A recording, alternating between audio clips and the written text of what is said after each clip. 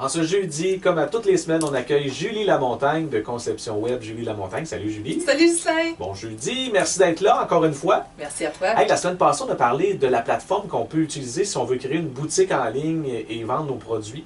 Cette semaine, tu nous parles de quoi? Cette semaine, je vais t'expliquer ce que ça prend pour avoir un bon site web. Okay. Si je te demandais, Ghislain, c'est quoi le plus important pour toi dans ton site web? Il faut qu'il soit attirant, il faut qu'il soit, je veux dire, beau. OK. Mais c'est très juste, tout le monde veut avoir un beau site web. Oui, c'est vrai. Mais un beau site web, ça sert à rien.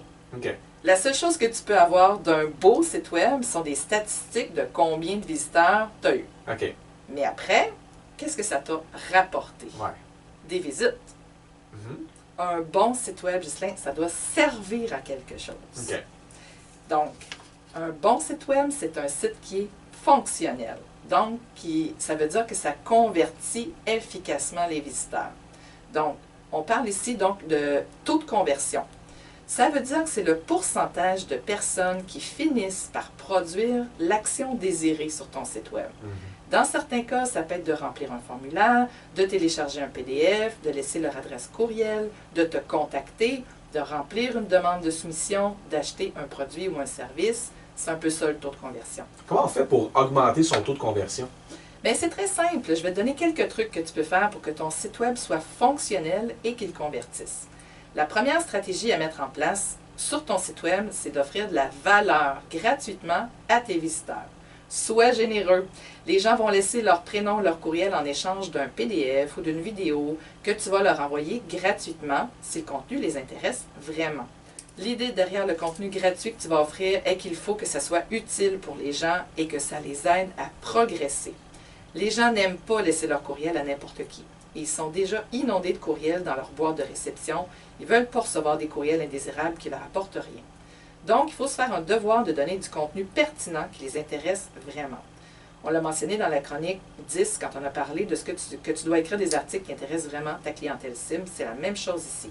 OK, mais est-ce qu'il y a d'autres trucs que tu peux me donner pour que notre site web soit fonctionnel? Oui, bien sûr.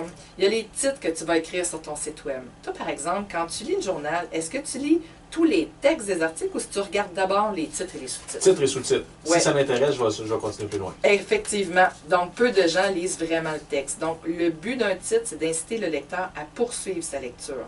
Alors, le choix des mots de ton titre est primordial. Il doit être court et précis. Sur ta page d'accueil, le titre doit définir la valeur que le client va obtenir et ce qu'il doit faire. Tu dois placer des boutons sur ta page d'accueil et donner des consignes claires. Aussi, un bon site web doit décrire quels sont les bénéfices que le client obtiendra de tes produits ou services. Il y a 3 éléments à mentionner quand je parle des bénéfices. Les caractéristiques du produit ou du service, les avantages, donc ça fait quoi, et là où les besoins auxquels ton produit ou ton service répond.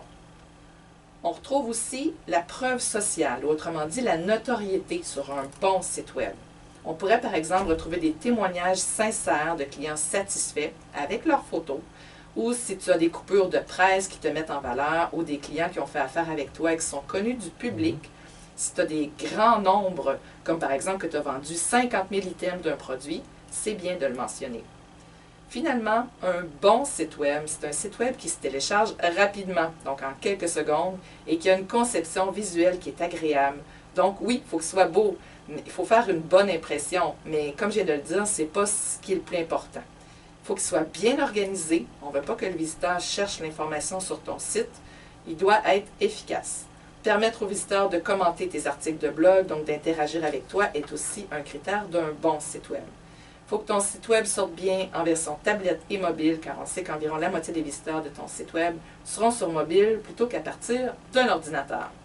Toutes les notes de cette chronique se retrouvent sur mon site web à l'adresse conceptionwebjl.com/12.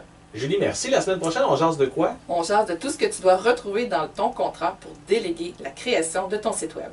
Oh, OK. Ça va être intéressant, ça aussi. À la semaine prochaine, Julie. Bye, à la semaine prochaine. Salut.